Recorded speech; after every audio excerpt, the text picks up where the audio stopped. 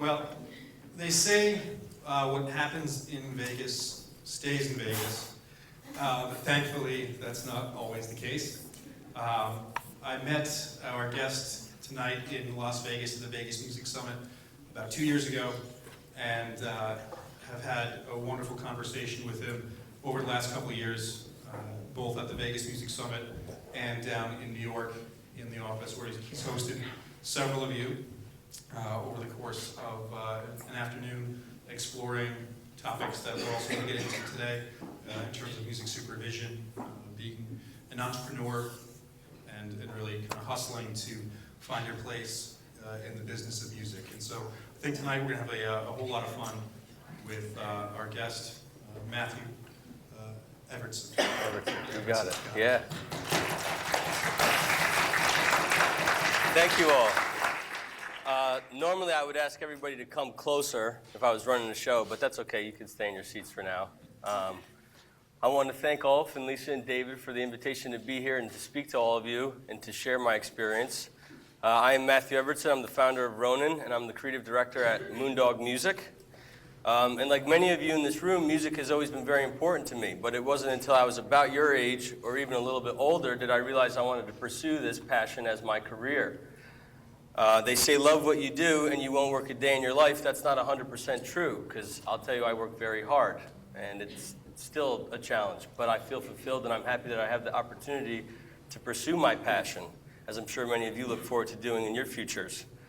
You can fail at a life that you don't want, you might as well try for the one you do. And there are a few critical factors of my experience that have led to the position I'm in and the success that I've shared that I would like to impose and impart upon you this evening. Most importantly is experience and education, right? And the knowledge of self. Like a top chef must have an eclectic taste of palate, so should you, right? And I encourage you to develop your tastes and experiences. Starting at a very young age, I was exposed to all types of amazing music, whether it was in the family station wagon, changing cassettes on rides with mom, to the acts and bands who were fundamental in my development as a teenager, to now, it's my livelihood and in my career. And again, I challenge you to develop your tastes.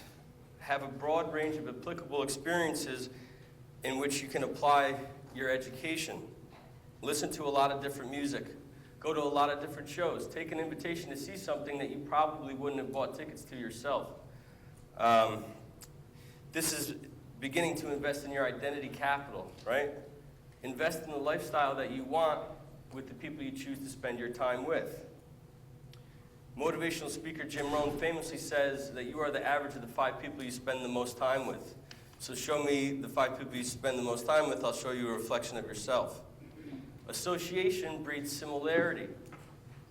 Surround yourself with greatness. Surround yourself with people who inspire you to be passionate about what you do. It's unequivocally the best investment that you can make. Invest your time. Invest in developing your identity capital. You got to experience a lot of things to realize what it is that you want to do. Instead of seeing something and think, oh, I would like to try that, until you actually get involved, you realize this isn't at all what I want to do. You have to wear many different hats and try many different things. Experience leads to developing your skills and finding your niche. You have to cultivate your craft, what it is specifically that you're able to provide. My opinion is my craft, my point of view, and my ability to express it clearly and effectively. You know, my clients, they trust me. They trust that my opinion is going to help them to achieve their objectives. You got to know what you like and why you like it, and have the ability to articulate this point of view, especially when it doesn't fit the mold of what's popular. Don't be afraid to stand out and really believe in the opinion that you have. This ability to express your opinion is exactly what potential employers are going to want from you. It's going to what separates you from the rest of the candidates. A range of different experiences will strengthen your point of view, and this ability to adapt and draw similarities and connections between cultures, people, and places is what's going to create a unique, discerning perspective. Stand out from the crowd. Your story is what's going to make you special, right? Being well-rounded, having a wealth of experience that you can relate to is what's going to have people be attracted to you and develop relationships. Relationships are fundamental. It's not just what you know, but who you know. And I can trace my success literally to specific people who've helped me get to where I am along the way. Singular experiences, specific interactions that at the time didn't really seem of anything, but later on down the road led to be like the crucial connection. I chose to trust in my identity capital, which I'm encouraging you to do. Find out more about yourself and what you like and what it is about it that you're drawn to it, why you like it. Articulate those points. Be able to share your point of view effectively. How you react when you're most vulnerable will define your character. And when you build a network of connections that are yours through shared experiences, like Ulf and myself, he knows my character. He knows me enough to trust to put me in front of a room of you guys and I'm going to make sense, or I'm at least going to be able to provide a point of view that is relatable, that you can understand. When you're most vulnerable is when you have to force yourself to be open, force yourself out of your comfort zone. That's when you're going to meet people who will change your life, right? Personally and professionally. Your network is your net worth. You know, you could write that one down if nobody's started taking notes yet. Your network is your net worth. In her TED Talk, clinical psychologist Meg Jay states that 20-somethings who huddle together with like-minded peers limit who they know, what they know, how they think, how they speak, and eventually where they work. New opportunities come from outside of your inner circle. It's usually the friends of friends of friends who will open doors to you that you could have never expected. Surely an unquantifiable statistic, but more than half the job market is never posted, right? It's just the science of how information spreads. Who you know and who knows you. You have to leverage the knowledge that you've been able to build through your experiences and apply it to the people that you have immediate access to. Because talent will only take you so far. If nobody knows who you are, you could be the best in the world, but just like your talent, you will go unknown. You got to put yourself out there. Put yourself in a position to meet new people. When someone says, I know the guy, or I know the girl, you want to be the person that they're thinking of, right? It's a simple science. It's a very competitive industry. There's always going to be somebody smarter, faster, with more money, with more connections. It's irrelevant. That's not your story. Don't concern yourself with it. Trust in the identity capital that the experiences that you've been having and then the life that you've been living is going to put you in a position to succeed. Trust yourself. Trust in the network that you have built from the relationships that you've had. Experience as much with as many different people as you can. You know, when I was your age in college, I started managing bands almost unintentionally, right? From hanging out with the guys at practice to eventually helping them load gear to the shows, led to collecting money while they loaded the gear up at the end of the show, to me helping to book the show, to doing marketing to get more people at the show, to dealing with all these things and essentially wearing the hat of the manager. Put yourself in a position to learn. I also had a friend who was a DJ that I went everywhere with, and at the time it was a bit of an excuse to get into the nightclub. But before Serato, we used vinyl records, and I had to carry crates, and he needed help. And I wasn't getting paid, but I was getting an intimate education on how these productions happened nightly. And the interaction with staff, from the bar backs to the bartenders, to the sound men and the security, to the general manager who's going to cut you a check at the end of the night, your ability to communicate and interact with all these people is invaluable. It's a necessary skill. When I was a junior, I took an internship at Universal Motown. And I encourage you, if you have the chance to go abroad, do it, because Manhattan will be there. And, you know, it's not going anywhere anytime soon. So get out of your comfort zone. Go to a new place. Try something that you normally wouldn't on your own accord. When I was at Motown, I worked in radio promotions and was responsible for managing the distribution of promotional materials to a network of radio stations, DJs, and street teams. Today, 10 to 12 years later, a lot of those jobs have been replaced digitally. And we could see with the most recent trend with like the Drake project or Kendrick Lamar or Beyonce, there is no promotion or planned release, and then the project is available. Years ago, it took a lot more coordination. But at the time, I made myself available to everybody on the floor. It didn't matter that they didn't work in radio promotions. I was there to learn, and learn I did. 2003, 2004 was a very traumatic time for the music industry, right? The internet broke the business model. They weren't really ready to handle it.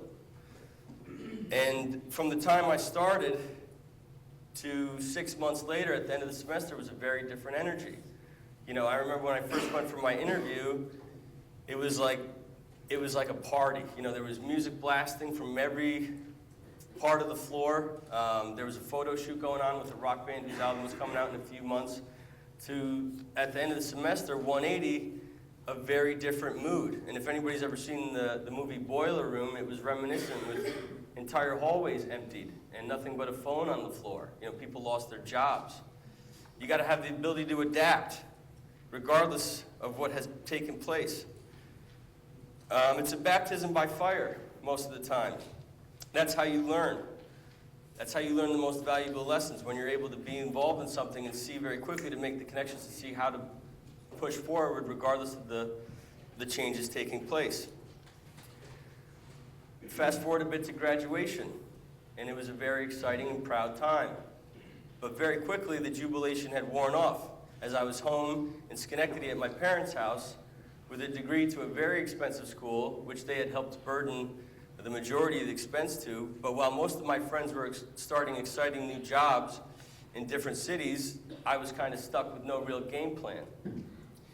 You know, and it was a frustrating time, to say the least. But at my mother's suggestion, I went and applied to an open call for a nightclub that was opening in downtown area, the downtown Albany area. Is anybody from the Capital District? Show your hands.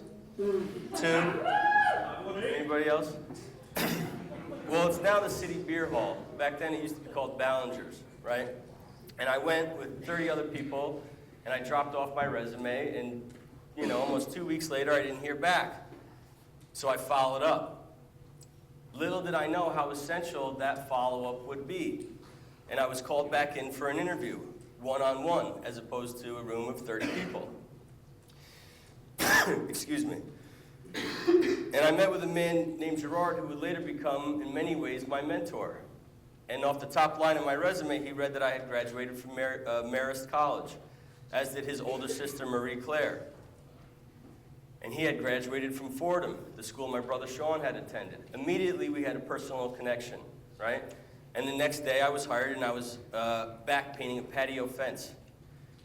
I wasn't too proud with my college degree to take a job that was a little bit underneath me because of the experience that I was willing to learn from it.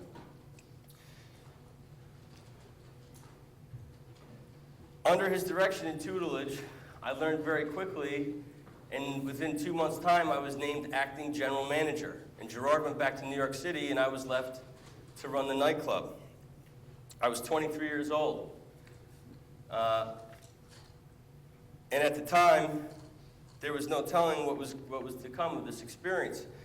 You have to have faith over fear, and you have to work harder than you have hope, because you're going to face adversity, right? I'm 23 years old. I'm running a 15,000 square foot nightclub with a staff of well over 30 people who were all much older, and the majority of whom much more experienced than I was. I had an owner who showed up once a week. You know, the lights on the top of the building could have said Matthews, and nobody would have known the difference. But close to a year later, with no warning, the club was closed. We had good numbers. We were different than most places downtown, and we were building a buzz in the city. But at the owner's discretion, that's what he wanted, and that's what happened. And I had the rug pulled from under me. And I was back at home, feeling frustrated and disconnected, with no work and no real plan. But I had time, and in that time I started to think, well, how has my previous experiences led me to a position now to apply to my future? I started to cash in on some of the identity capital that I had been building over the past few years.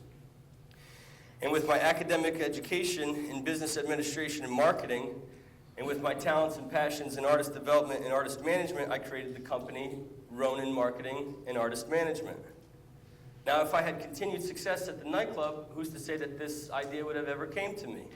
It probably wouldn't have. And it was around this same time that I was starting to plan what I was going to do with my company that I got a phone call from a gentleman I had worked very closely with at the nightclub, my friend Joe.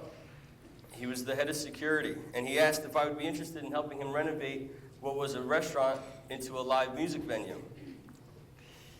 Many years earlier, it was a jazz club, but due to the changing of culture in downtown, it kind of lost that spirit and it lost that edge. It really needed, you know, a breath of fresh air if it was going to get that energy back, if it was going to gain that momentum. And I accepted, and it took a couple of weeks of hard work of renovating and ripping out old furniture and building a stage. And we went from booking shows Friday and Saturday night to a full calendar 6 nights a week, Monday through Saturday, of live music. This gave me a bit of foundation. I signed a few local acts, and I started commuting back and forth to New York City with the money that I had earned.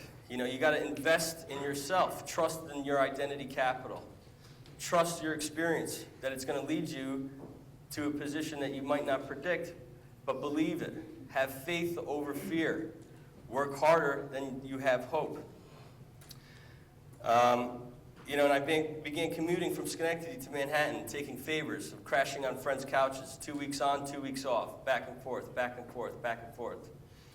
You know, spending money, investing in myself. Until about a year of this, I found a room in the Bronx that became available for $500 a month. You know, so I had the calendar upstate that I was booking. I had a few gigging acts. I was doing one-off events and parties at Webster Hall in New York City. And then I found out about an A&R position at Def Jam, the ever-elusive A&R position, right? At a record label that I basically had grown up with. You know, one of the first songs I ever remember was Run DMC's Christmas in Hollis off a Very Special Christmas album in 1989. You know, it seemed like I was built for this job. I had connections there. I had sources in HR. I went in very confidently to my interview. I spoke very openly and honestly about my ambitions. And I was assured that I had done amazingly. And I kind of was just sitting back waiting for the phone call. And I was waiting for the phone call. And what seemed like forever was probably 4 days. But, you know, the anxiety of not hearing, I felt, you know, I had good luck the first time I followed up. Let me follow up and check the status, you know, couldn't hurt. But sadly, I found out that they had passed on my application, you know, and I was shocked. I was upset and disappointed. Again, this was a position that I felt that I was absolutely designed for and built to succeed in. And because of my relationships there, I did some digging, and I found out that my immediate supervisor had some concerns. She stated, this is almost verbatim from an email, "Matthew will be difficult to administer direction. He must have ulterior motives in taking this position." I mean, I can't disagree with her. But what I thought put me a leg ahead of the other candidates seemed threatening to her. And I'll tell you firsthand, if anybody works at a major record label and you don't have an ulterior motive, well, I hope that you have a lottery ticket or a trust fund somewhere, because you got to have a plan. You know, they're not the most organized structures to invest your future, but invest in your future and you can make something happen. So c'est la vie, right? That's the way it goes. The roller coaster goes up and then it goes down. You're going to be faced with adversity. How do you react in the face of adversity? You know? Because when it rains, it pours. Not only did I not get the job at Def Jam, but a nasty fight broke out at the club upstate in which the owners were involved. And now they were dealing with financial and legal ramifications, which made them have to start scaling back their costs. And the first thing that they started to cut was the extra security and the sound man during the nights that we had live music. You know, lunch kept the money flowing, so that's what they kept going. And the calendar started to get smaller and smaller. And if that wasn't enough, my most money-making band at the time, who were about 6 weeks short of a release, album release, party, and corresponding tour, broke up over creative differences. And here I was holding the short end of the stick. You know, the venue from upstate, the money dried up there, the band broke up, and my rent is still due, you know? Adversity, resilience despite facing adversity, because it's gonna come. You can bet on it. But again, I invested in myself, in the built-up identity capital that I had. I was relentless. I didn't give up. You know, success of any kind takes character. It takes sacrifice. It takes pursuit, and it takes consistency. You know, at this time, I would accept every invitation I was offered. I went to every event, every show, I took every meeting. If someone said, hey, I think you should meet this person, I took them out for coffee. And if you aren't familiar with the New York City subway system, I lived in Woodlawn, which is the last stop on the 4 train. It's a very far way away from the glitz and glamour of downtown Manhattan, where all the cool kids hang out. You know, they say dress for the job you want, not the one you have. And even though I probably looked like $1 million, I only had maybe 20 in my pocket.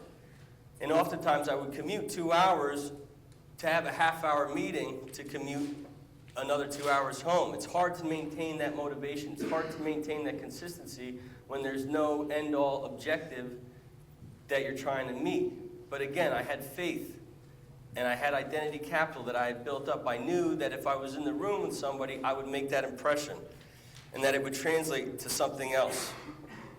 You know, while I was ordering club sodas, I would buy my guest cocktail, you know, just because of the appearance. Everything is the image that you project. And then a friend of a friend who I had met months earlier at an awkward networking event, it's much like a singles mixer. Everybody's there is looking for somebody who's not there.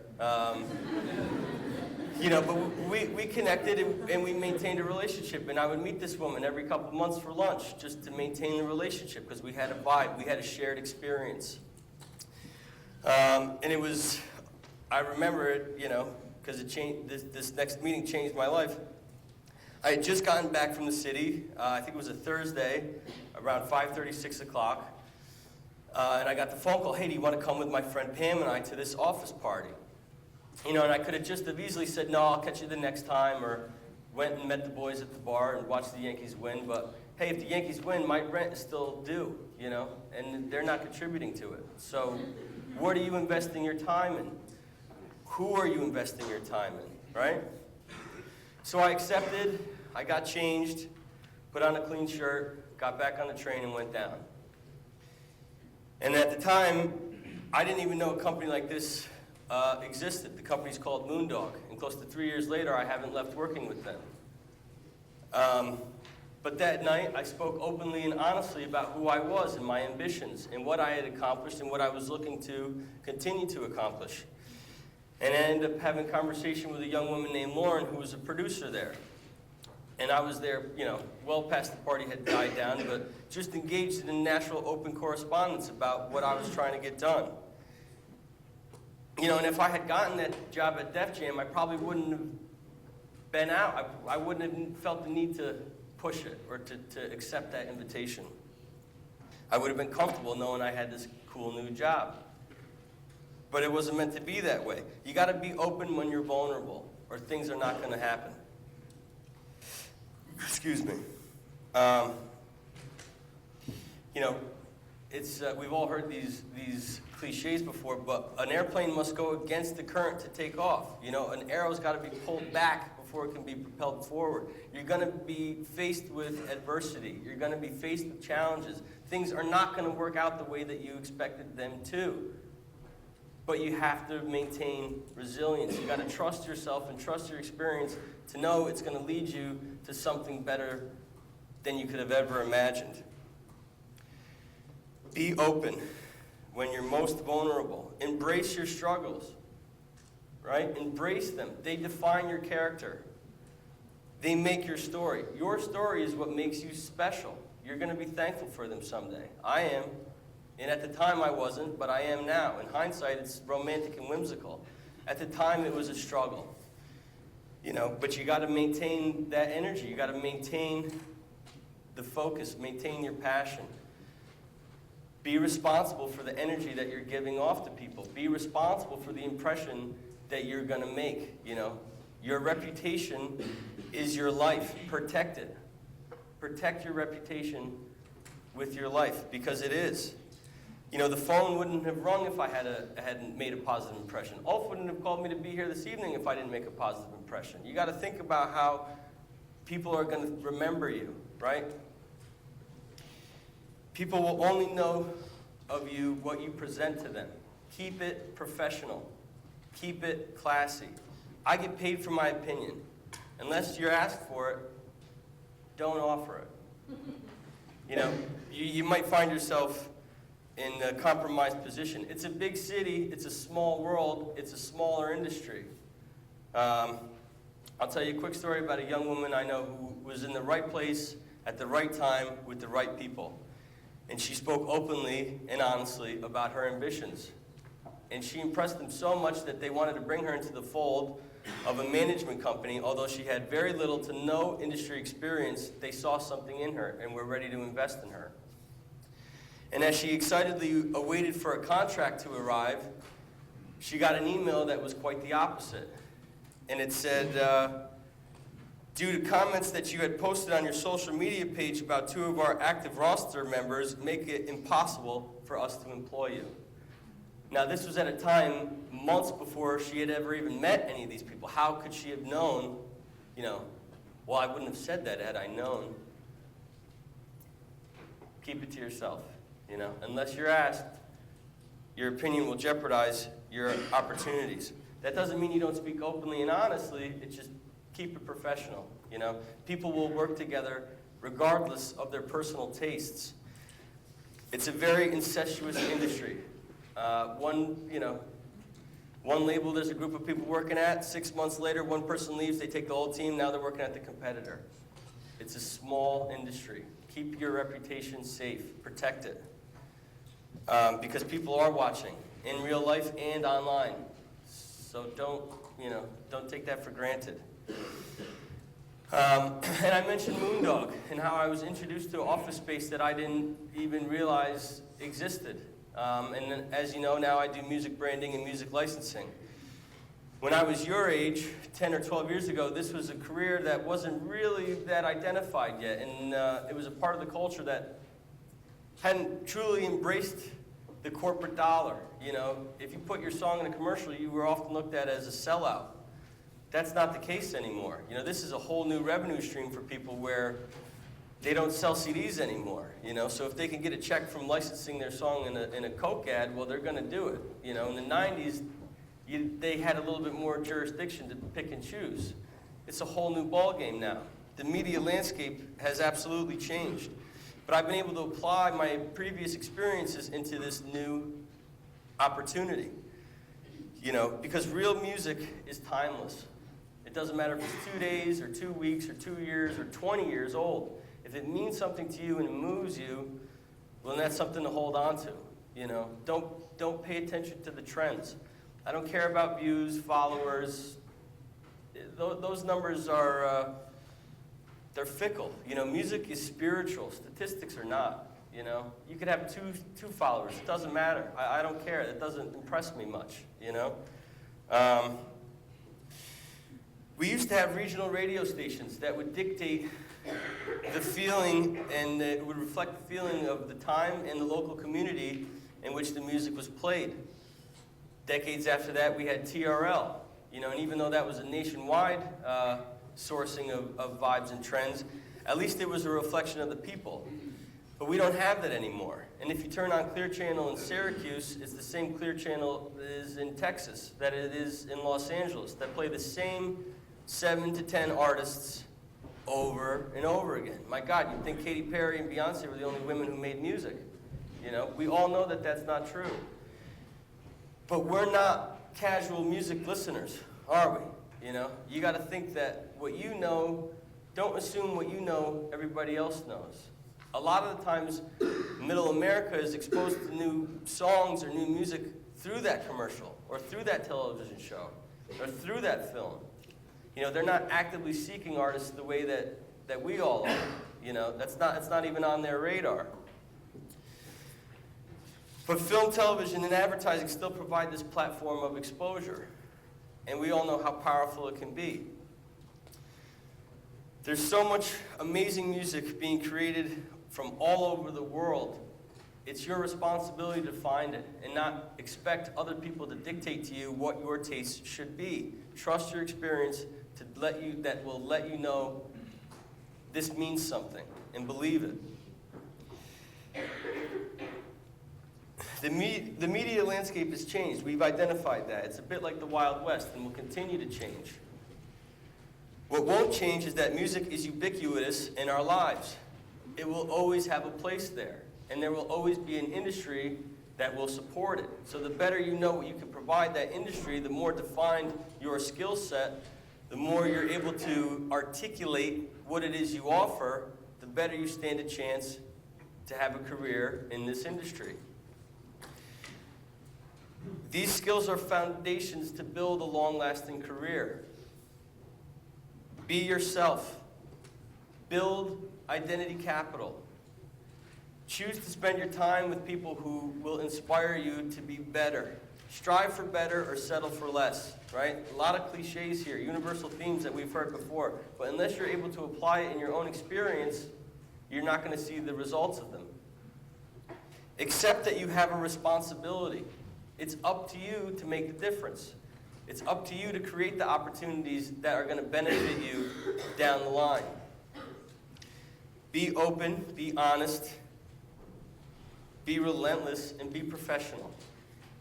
And if you can master those things, you stand to have success. Educate yourself, experience as much as you can, cultivate your craft, be responsible, protect your reputation.